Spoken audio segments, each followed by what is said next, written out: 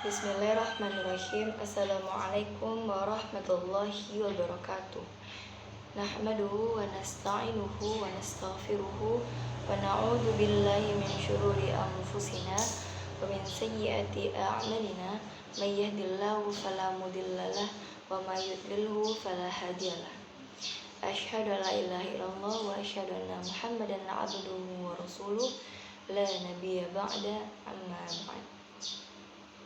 Baik, pada kesempatan di video kali ini Ana Mumtaza dengan NIM 2214020127 akan menjelaskan materi hadis keempat, yakninya dengan tema azab yang paling ringan. Hadis dari Anas bin Malik yang bunyi hadisnya, Hadithu Anas bin Malik radhiyallahu anhu anin nabiyyi sallallahu alaihi wasallam qala yaqulullahu tabaraka wa ta'ala li ahwani ahlin nari azaban law kanat lakat dunya wa ma fiha akuntu muftadiyan biha fayaqulu na'am fayaqulu qad aradtu minka ahwana min hadha wa anta fi sulbi adam an la tushrika ahsibuhu qala wala udkhilaka an-nara fa abaitu illa syirk. Rawihul Bukhari wa Muslim wa Ahmad. Terjemahan hadis. Hadis yang diriwayatkan oleh Anas bin Malik radhiyallahu anhu, semoga Allah meridhoinya. Ia berkata bahwasannya telah bersabda Rasulullah Shallallahu alaihi wasallam, sesungguhnya Allah Subhanahu wa taala telah berfirman kepada penghuni neraka yang paling ringan siksaannya, seandainya engkau memiliki sesuatu di bumi, maukah engkau menggantikannya atau menebus siksaan dengannya? Ya, di sini maksudnya kembali kepada makna sesuatu, jika ia memiliki sesuatu di bumi Allah. Lalu orang itu menjawab, ya. Kemudian Allah berfirman, aku sudah pernah bertanya kepada engkau ketika engkau masih berada di tulang punggung Adam. Maksudnya ketika ia masih hidup di muka bumi, yaitu hendaknya engkau tidak menyekutukanku, akan tetapi engkau enggan, melainkan engkau syirik. Hadis riwayat Bukhari dan Muslim dan Ahmad. Baik, poin selanjutnya dari hadis tentang azab yang paling ringan ini yaitu poin mufradat atau kosakata. Ani dari tabaraka, semoga Allah memberkati, di ahwani paling ringan, ahlin nari penghuni neraka, azaban azab atau siksaan, lau jikalau, kanat ada, ad-dunya di dunia, akuntu apakah ada engkau, aradtu akunta apakah ada engkau, aradtu aku menginginkan, ahwana lebih ringan, sulbi tulang punggung, Adam an bahwasannya, la tusyrika janganlah engkau melakukan perserikatan atau syirik, uhsibuhu aku menduganya, la udkhilaka tidak akan aku masukkan engkau, an-nar ke dalam neraka, fa abaita maka engkau enggan, illa syirk kecuali engkau berbuat syirik.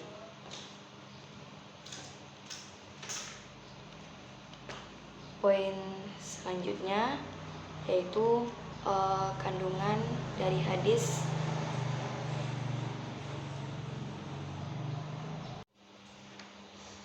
Baik, poin selanjutnya pada hadis keempat ini dengan tema azab neraka yang paling ringan yang diriwayatkan oleh Anas bin Malik, yaitu kita masuk kepada poin kandungan dari hadis ini sendiri.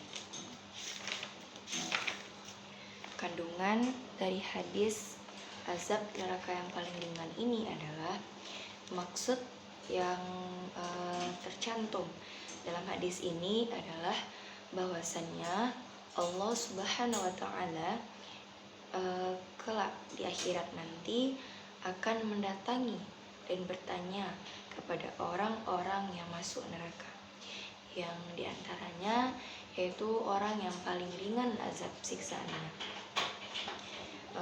Jadi orang-orang itu adalah orang-orang yang paling beruntung daripada para ahli neraka. Ialah yang paling baik nasibnya. Maksudnya dari segala para ahli neraka yang azab siksaannya lebih pedih, lebih kejam dan lebih berat lagi, para penghuni neraka ahli nari yang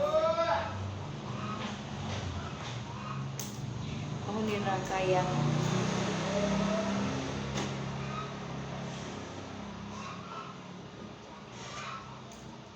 penghuni neraka yang ringan siksaannya adalah diantaranya ini yang paling baik nasibnya, yaitu Allah berkata kepada mereka kepada orang-orang yang paling ringan siksaannya diantaranya para ahli neraka, yaitu Allah berkata, jikalau adalah untukmu diberikan dunia dan seisinya, yaitu apapun yang ada di bumi, apakah engkau mau menggantikannya atau menebus dosa-dosanya dengan dosa-dosa azab yang paling ringannya ini dengan dunia beserta isinya dan yang ada di dalamnya. Lalu dengan itu kemudian engkau akan dibebaskan dari azab yang paling ringan ini.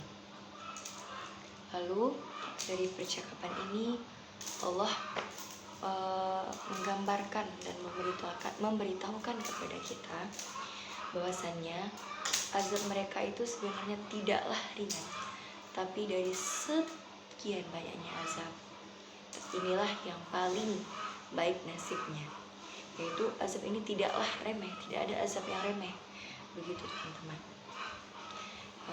Dan Allah menjelaskan bahwasanya azab mereka itu tidaklah ringan dan tidak remeh dibandingkan dengan dunia dan seisinya. Lalu dari pertanyaan yang di sini mereka menjawab, mau, ya, andai aku punya dunia dan seisinya, ia mau merelakan bumi dan dikembalikan kepada Allah Subhanahu wa Ta'ala agar mereka dapat terbebas dari azab yang paling ringan ini.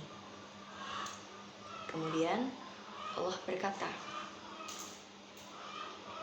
kepada orang-orang yang paling ringan siksaannya ini, bahwasannya sebenarnya dulu aku sudah mengingatkan kepadamu dari dirimu yang lebih ringan dari ini, yaitu ketika engkau masih berakal, yaitu masih menjadi bakal anak cucu Adam. Maksudnya adalah ketika engkau masih hidup di bumi Allah. Bukankah aku yaitu Allah Subhanahu wa Ta'ala agar engkau tidak menyekutukan Allah Subhanahu wa Ta'ala. Kata Anas bin Malik, saya mengira Rasulullah Shallallahu Alaihi Wasallam juga mengatakan apa yang disebutkan oleh Allah Subhanahu wa Ta'ala. Yang demikian itu kamu tidak akan dimasukkan ke dalam neraka, maka engkau enggan atau tidak mau mengingkari janji itu, kecuali kamu berlaku atau berbuat syirik, yaitu menyekutukan Allah Subhanahu wa Ta'ala. Jadi dari hadis ini dapat kita pahami bahwasannya tidak ada azab, sebenarnya tidaklah ada azab yang ringan. Dan ketika kita sudah di akhirat, kita tidak bisa lagi berbuat apapun.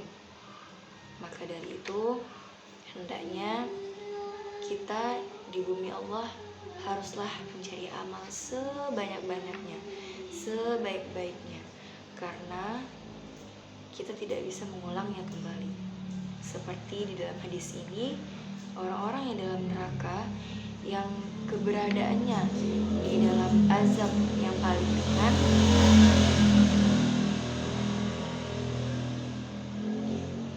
di dalam neraka dengan azab yang paling ringan, ia saja jika diberikan pilihan oleh Allah,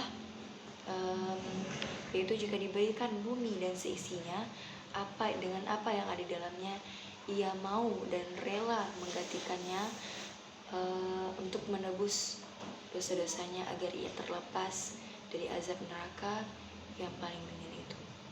Maka dari itu kita tidak boleh meremehkan apapun itu. Maka dari itu kita haruslah berbuat amar ma'ruf nahi mungkar di dunia ini, karena sesungguhnya dunia ini hanyalah kehidupan yang fana, bahwa nantinya akan ada kehidupan di akhirat yang kekal, yang kelak adanya, kekal nantinya. Maka dari itu kita haruslah menggunakan sebaik-baiknya kesempatan hidup di dunia ini. Janganlah kita menyia-nyiakannya, agar kita tidak menjadi orang yang merugi di akhirat kelak. Akan tetapi kita sebagai manusia pastinya tidak lepas dari yang namanya kesalahan, dosa, karena itu adalah fitrah manusia. Tetapi dan Allah Subhanahu wa Ta'ala memaklumi itu. Tetapi kita bisa bertaubat dan meminta maaf kepada Allah Subhanahu wa Ta'ala atas segala dosa-dosa kita. Dan Allah Subhanahu wa Ta'ala dengan segala maha baiknya pastinya akan memaafkan hamba-hambanya yang mau berusaha untuk kembali ke jalannya. Maka dari itu, marilah kita beramar ma'ruf nahi mungkar, agar kita tidak menjadi orang-orang yang merugi nantinya. Baiklah, poin selanjutnya yaitu kaitan hadis dengan dunia pendidikan. Yaitu hadis ini berbicara tentang materi pendidikan. Dalam hadis ini tercantum makna akidah, itu membicarakan tentang pendidikan akidah, khususnya tentang kepercayaan kita kepada hari kiamat, yaitu hari akhirat kelak. Bahwasanya hari akhirat kelak itu benar adanya dan azab Allah itu pedih dan benar adanya, yaitu tentang neraka dan kerasnya azab dari Allah Subhanahu wa Ta'ala kelak. Jadi sasaran dari hadis ini adalah agar peserta didik paham bahwasannya azab di neraka itu sangat menyakitkan, sedangkan yang ringan saja itu sangat sakit dan sangat jauh sakitnya. Bahkan lebih berharga kebebasannya yang paling ringan ini siksaannya dibandingkan dunia dan isinya. Bayangkan teman-teman, betapa pedihnya azab Allah. Ini digambarkan adalah azab yang paling ringan. Bagaimana dengan azab yang sangat-sangat pedih itu? Astagfirullah, na'udzubillah min dzalik. Kita masuk kepada yang kedua, kaitan hadis yaitu dengan pendidikan, yaitu hadis ini mengajarkan salah satu metode, yaitu metode menjelaskan, metode tamsil namanya, yaitu metode perumpamaan. Metode tamsil itu metode yang menjelaskan bagaimana menerangkan sesuatu. Yaitu di sini Allah Subhanahu wa taala menjelaskan betapa berharganya dan betapa kerasnya azab Allah di neraka dengan jalan membandingkan kebebasannya dari azab neraka yang paling ringan itu dengan kemegahan di dunia yang didapatkan seseorang karena memiliki dunia dan seisinya. Baik, itulah poin-poin dari penjelasan materi keempat ini. Yang dapat anak kutip dari hadis keempat ini adalah kita sebagai manusia hendaknya hidup di dunia haruslah jangan menyia-nyiakan kesempatan yang berharga ini. Allah memberikan kita nyawa, Allah memberikan kita kehidupan di dunia ini adalah agar kita mencari amal sebanyak-banyaknya untuk kita pulang ke rahmatullah di akhirat kelak, yang itu benar adanya. Maka dari itu hendaklah kita menjadi insan yang mencari amal sebaik-baiknya dan sebanyak-banyaknya di dunia. Dan janganlah kita menyia-nyiakan kesempatan hidup di dunia dengan kemegahan di dunia yang ada, karena itu sifatnya hanya fana, yaitu hanya sementara. Mungkin sekian dari Ana. Jika ada salah, Ana mohon maaf. Akhirul kalam. Wassalamualaikum warahmatullahi wabarakatuh.